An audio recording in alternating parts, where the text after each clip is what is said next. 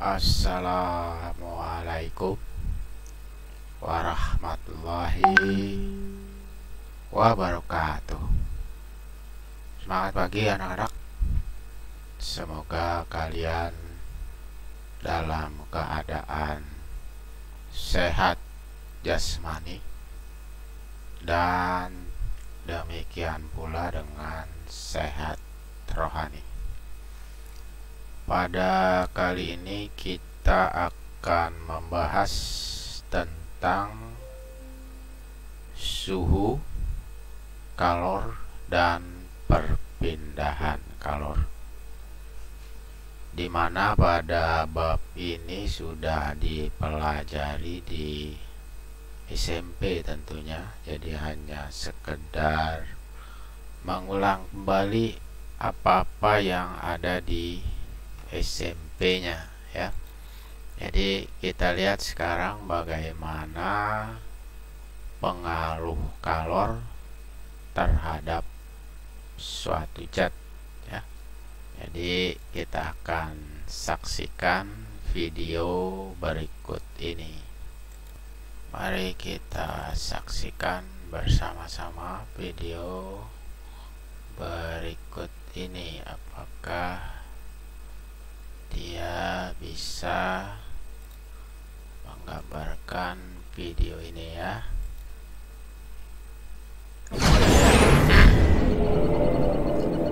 Ya, di sini percobaan tentang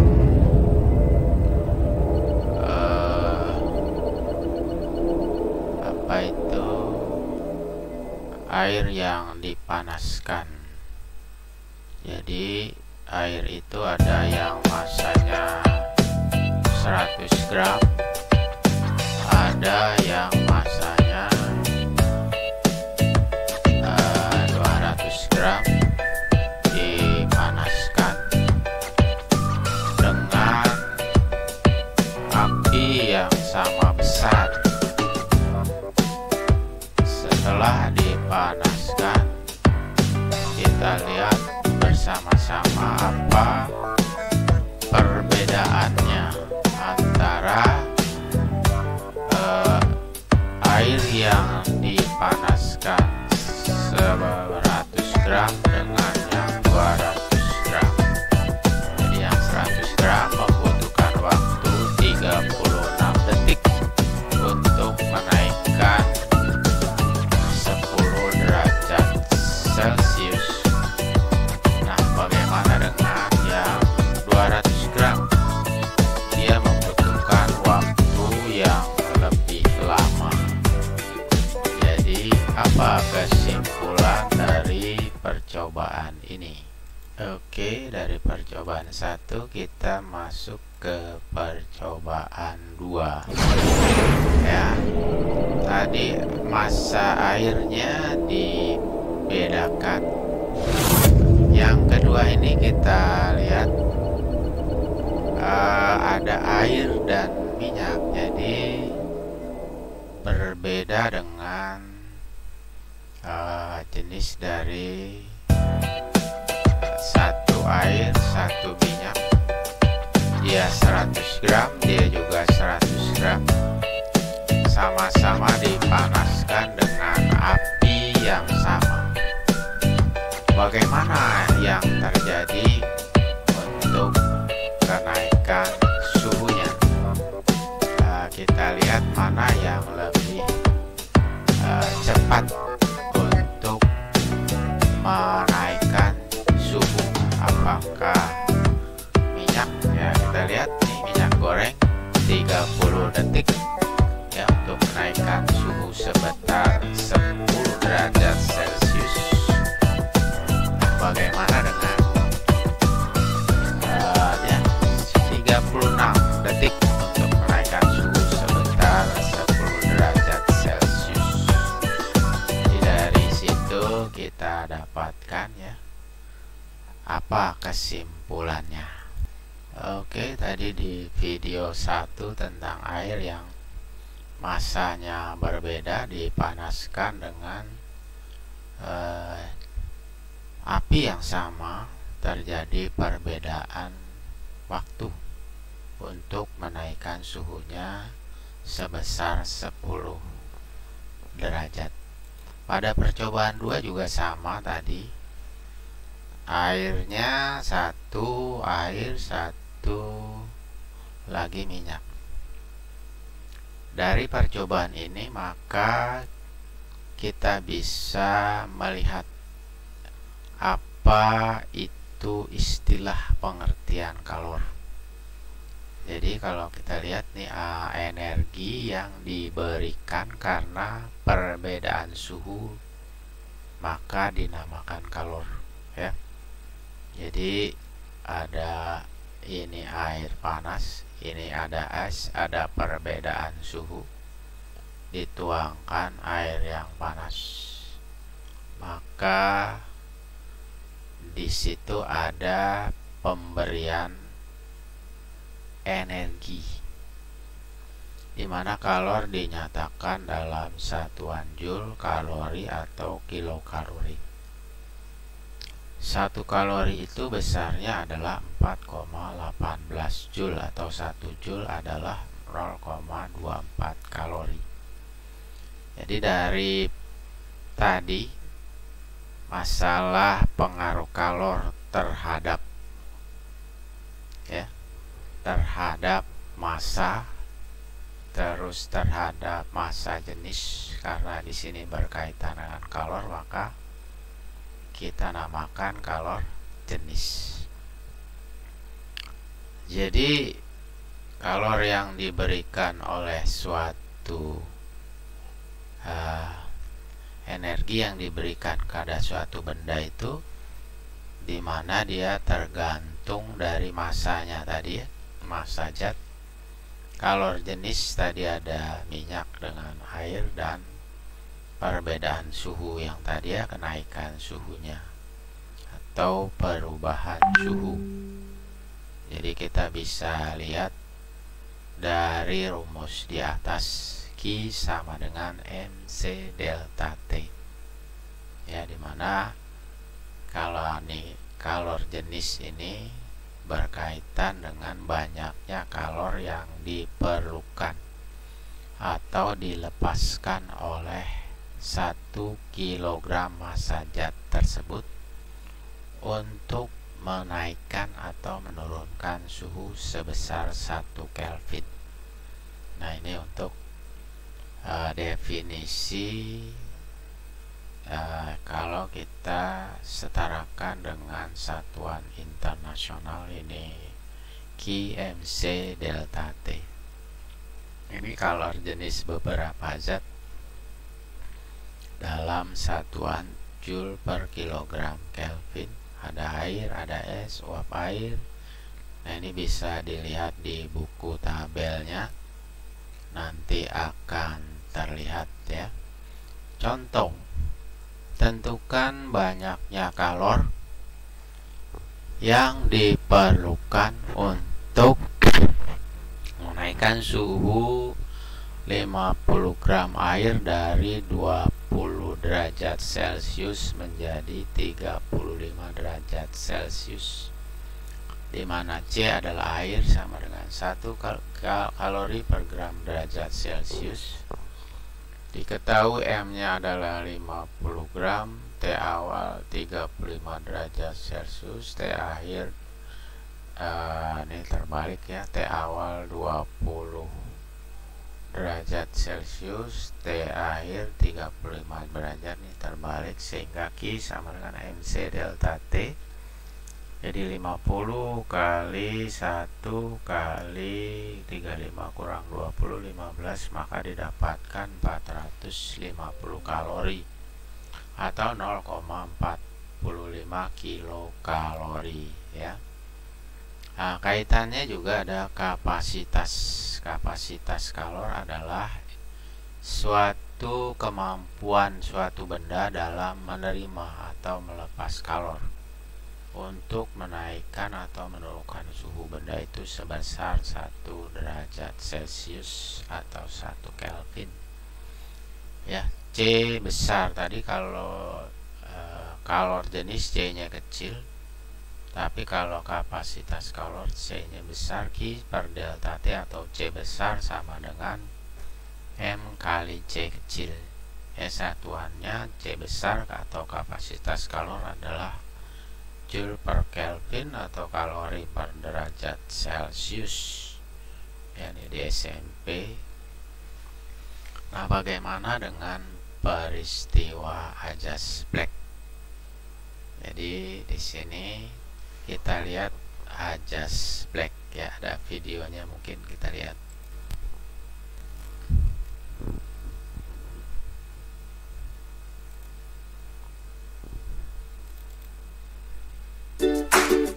Oke, kita lihat Ajaz-Black ya. Ini bunyi Ajaz-Black tuh, dilihat prinsip Ajaz-Black ya, begitu. Dua beban benda yang dicampur, es batu, gelas kita, air hangat. Kita lihat.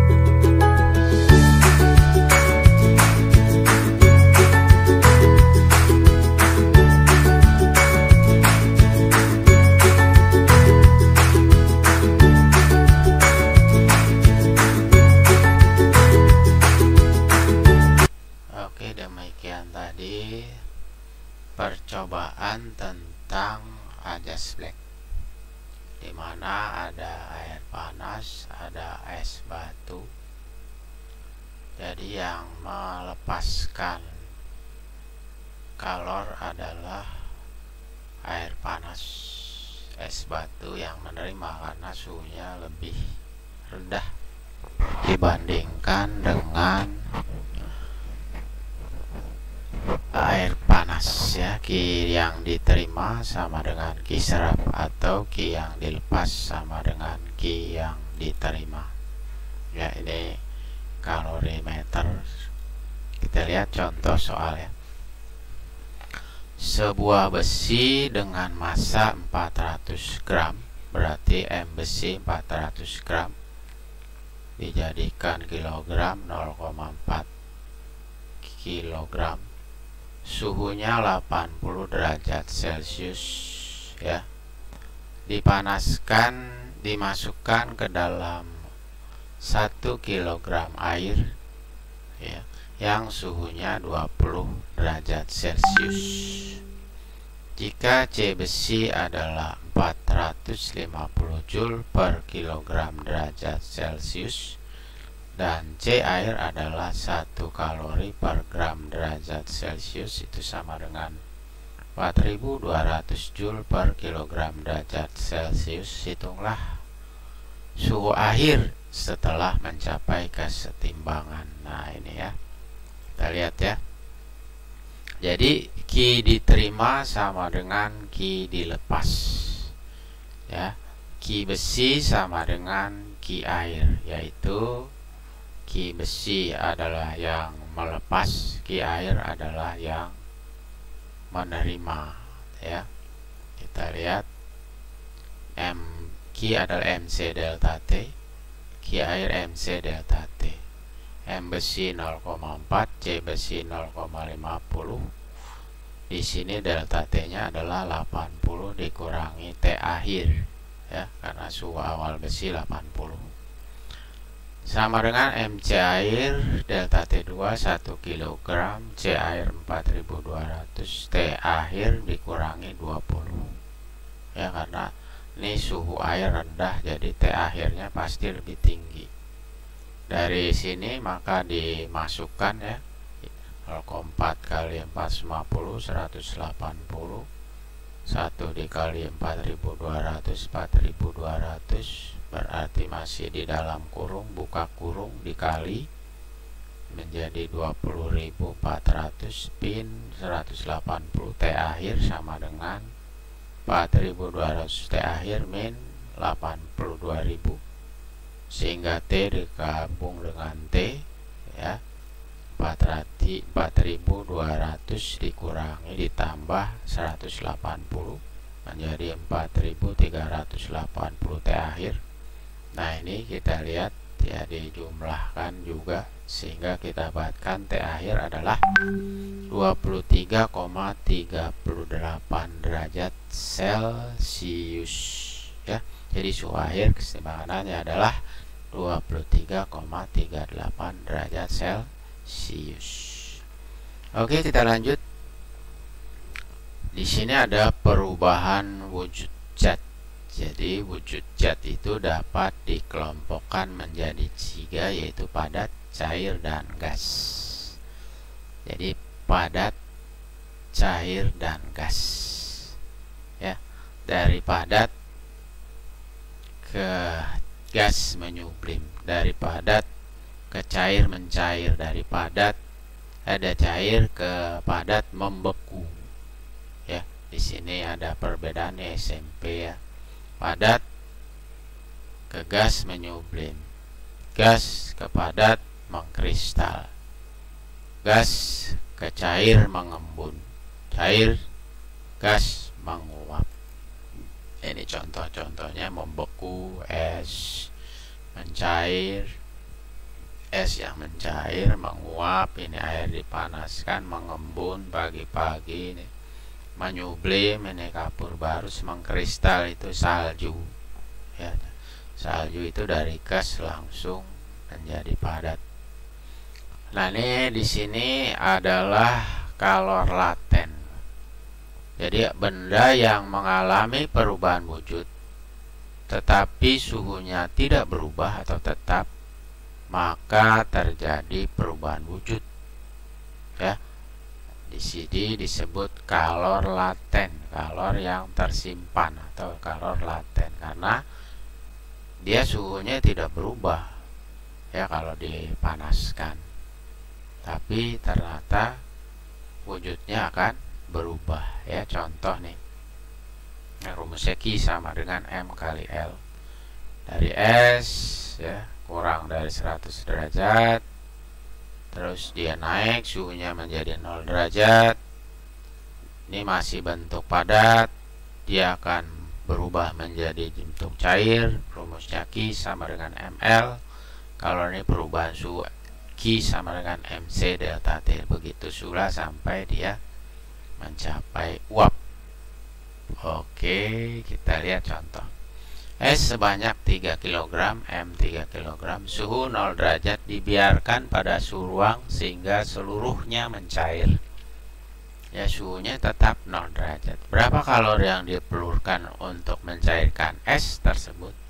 Nah, kita harus tahu kalori lebur air yaitu 3,33 kali 10 pangkat min 5 nih, min 5 ke atas ya. Sehingga kita dapatkan Q sama dengan M kali L.